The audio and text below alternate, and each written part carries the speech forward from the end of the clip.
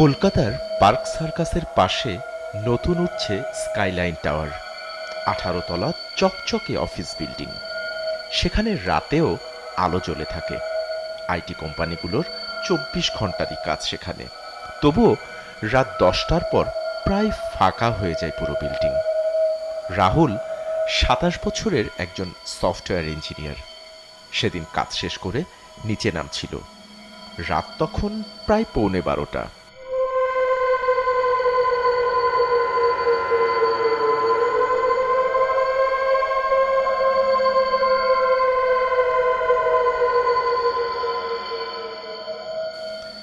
বিল্ডিংয়ের করিডোরে কেবল এয়ার কন্ডিশনের গুঞ্জন।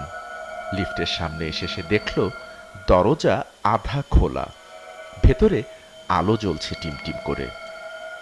সিকিউরিটি গার্ড সোমনাথ তখনই হাই তুলতে তুলতে বলল, আজ একটু সাবধানে যাবেন স্যার, ওই লিফটটা নাকি আবার আটকে যাচ্ছিল। আমি তো বলেছি মেইনটেনেন্সে দিতে। রাহুল হেসে বলল, আরে কমিউনিটির রাস্তা তো, কিছু হবে না। সে ঢুকে গ্রাউন্ড ফ্লোরে বোতাম টিপল। দরজা ধীরে ধীরে বন্ধ হলো। লিফট নামতে শুরু করলো, কিন্তু হঠাৎ ৯ তলার পরেই ঝাঁকুনি খেল। রাহুলের বুক কেমন ধপ করে উঠল।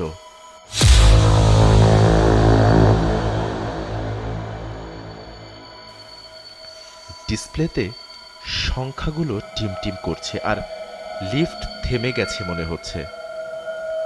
রাহুল ইমার্জেন্সি বোতাম চাপল। কিছুক্ষণের মধ্যেই ইন্টারকমে গার্ডের গলা এলো, স্যার চিন্তা করবেন না, একটু সময় লাগবে, ইঞ্জিনিয়ারকে ফোন করছি। রাহুল কিছুটা স্বস্তির নিঃশ্বাস ফেলল।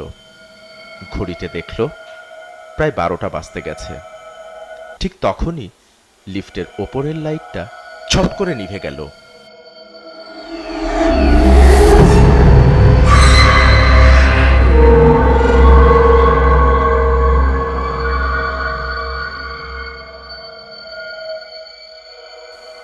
এক মুহূর্তেই ঘন অন্ধকার, শুধু ফ্যানের হালকা আওয়াজ।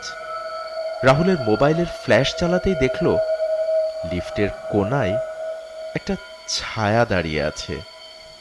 সে তো লিফটে একাই উঠেছিল। গলা স্বর কেঁপে গেল, কে কে ওখানে? কিন্তু কোনো উত্তর নেই। ছায়াটা ধীরে ধীরে নড়তে লাগলো। রাহুল ফ্ল্যাশ লাইটটা সরিয়ে ধরতেই দেখল এ তো একটা মেয়ে। সাদা শার্ট, কালো স্কার্ট, চুল ভেজা, চোখ নিচু করে দাঁড়িয়ে আছে। রাহুল কাঁপা কাঁপা গলায় বলল, আপনি কোন ফ্লোরে নামবেন? মেয়েটি ধীরে ধীরে তার মাথাটা তুলল। মুখের ডান পাশটা কেমন ছেঁড়া, যেন কাচে কাটা দাগ, আর তার ঠোঁটের কোণ থেকে কেমন রক্ত গড়াচ্ছে। রাহুলের বুক কাঁপতে লাগলো। সে এক পা পিছিয়ে গেল। মোবাইলের আলো কাঁপছে, হাতও কাঁপছে। মেয়েটি হঠাৎ ফিস ফিস করে বলল, তুমি নিচে নামবে না, তুমি তো উপরে উঠবে। রাহুলের কানে একটা গুঞ্জন বেজে উঠল, যেন দূর থেকে কেউ কাঁদছে, কান্নার আওয়াজ। ছোট বাচ্চারা কাঁদলে যেমন শোনায় ঠিক ওই রকম। ডিসপ্লেতে আবার সংখ্যা জ্বলে উঠল। লিফট উল্টো দিকে উঠতে শুরু করেছে। রাহুল বোতাম টিপে স্টপ করতে চাইল, কিন্তু কিছুই কাজ করছে না। লিফটের গতি বেড়ে যাচ্ছে। মেয়েটি দাঁড়িয়ে আছে এক কোণে। তার চুল এখন বাতাসে উঠছে, যেন লিফটের ভিতরে ঝড় বয়ে যাচ্ছে। এটি কাউকে বলে বোঝানো যাবে না। রাহুল চিৎকার করলো, থামাও, কে তুমি? মেয়েটি এবার এগিয়ে এলো। তার চোখে মনে হচ্ছে কোনো মনি নেই, শুধু কেমন কালো শূন্যতা আর একটি ভয়। সে ফিসফিস করে বলল, তুমি তো ওদের মতোই, কাজ শেষ হলে বন্ধ করে দাও আলো, কম্পিউটার, কিন্তু আমাকে রেখে চলে যাও, আর আমি যে অপেক্ষায় থাকি। রাহুল বুঝতে পারল এই সেই মেয়েটা যার মৃত্যু নিয়ে অফিসে একসময় গুজব ছিল। প্রায় 2 বছর আগে 17 তলার লিফট শ্যাফটে মারা গিয়েছিল প্রিয়াঙ্কা নামের একটি মেয়ে। সে ইন্টার্ন করতে এসেছিল। তখন বলা হয়েছিল লিফটের দরজা খোলার সময় ভুলবশত পা পিছলে পড়ে যায় মেয়েটি, কিন্তু অনেকেই বলেছিল লিফটটা নাকি নিজে থেকেই খুলে গিয়েছিল। 17 তলা। লিফট হঠাৎ থেমে গেল, দরজাটা টুং করে খুলে গেল, কিন্তু সামনে কোনো ফ্লোর নেই, শুধু অন্ধকার। এর মধ্যে থেকে ঠান্ডা বাতাস বইছে আর নিচ থেকে হালকা হাসির শব্দ আসছে। রাহুল আতঙ্কে আবারও পেছাতে লাগলো, কিন্তু লিফটের ভেতরেই পা আটকে গেল।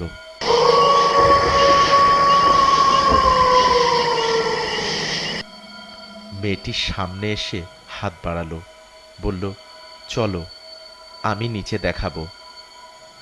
তার হাত বরফের মতো ঠান্ডা। রাহুল চিৎকার করতে চাইল, কিন্তু রাহুলের গলা দিয়ে তো আওয়াজ বের হচ্ছে না।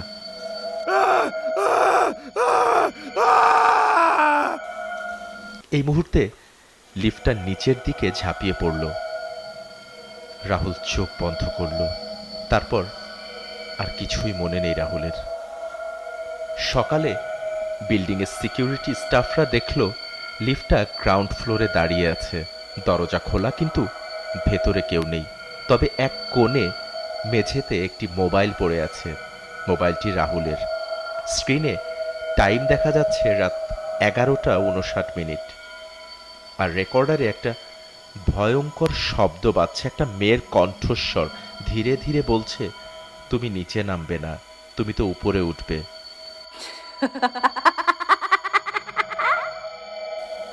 সেই রাতে বিল্ডিংয়ের সিসিটিভি ফুটেজ চেক করা হয়। রাত 11:40 থেকে 12টার মধ্যে কোনো রাহুলকেই লিফটে ঢুকতে দেখা যায়নি। কি অবাক কাণ্ড! শুধু এক মুহূর্তের জন্য 9 তলার ক্যামেরায় দেখা যায় লিফটের দরজা খুলছে আর ভেতরে দাঁড়িয়ে আছে সাদা পোশাক পরিহিত একজন মেয়ে, আর তারপরেই সবকিছু ব্ল্যাক আউট। দর্শক, এই ছিল আমাদের আজকের গল্পটি। আমরা অত্যন্ত আনন্দিত যে কলকাতা থেকে আমাদেরকে একজন এই গল্পটি মেইল করেছেন। আপনারা আমাদের গল্প শুনছেন, আমাদের সাথে আপনারা আছেন, এটা ভেবে আমরা সত্যি অত্যন্ত আনন্দিত। এবং একই সাথে আমরা আপনাদেরকে বলতে চাই, যদি কোনো পরামর্শ কিংবা অভিযোগ থেকে থাকে সেটি অবশ্যই আমাদেরকে জানাতে ভুলবেন না। আমাদেরকে মেইল করার ঠিকানা অতৃপ্তআত্মারগল্প@gmail.com। আপনাদের সুবিধার্থে বরাবরের মতোই ডেসক্রিপশন বক্সে মেইল অ্যাড্রেসটি দেওয়া রইল। আজ এ পর্যন্তই। আমি বাপ্পি খান আপনাদের থেকে বিদায় নিচ্ছি। সবাই ভালো থাকবেন, সাবধানে থাকবেন। শুভরাত্রি।